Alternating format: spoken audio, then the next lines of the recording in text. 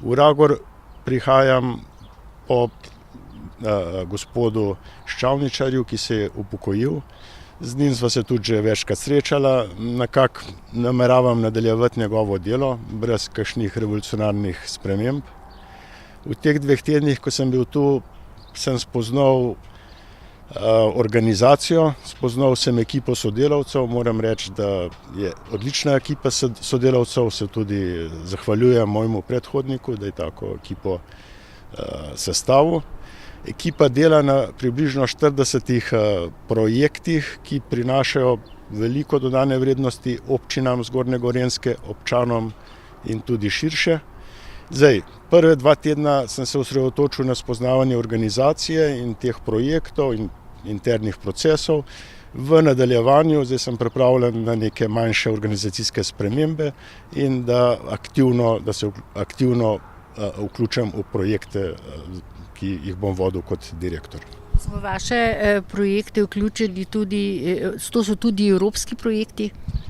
Tudi so projekti, recimo en osnovnih je koordinacija županov Zgornje Gorenjske, sodelovanje na regijskem nivoju z razvojno agencijo, pridobivanje in vključevanje v evropske projekte in tudi iskanje novih projektov.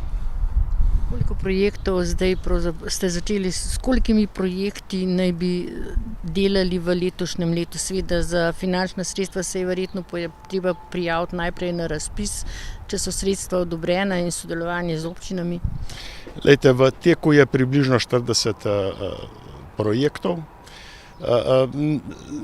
Nekatera podpisujejo pogodbe na letnem nivoju, nekatera, predvsem ta evropska, trajajo daljše obdobja. Smo pa tudi v začetni fazi recimo 3 projektov. Ali vi sodelujete z občinami Zgornje Gorenjske?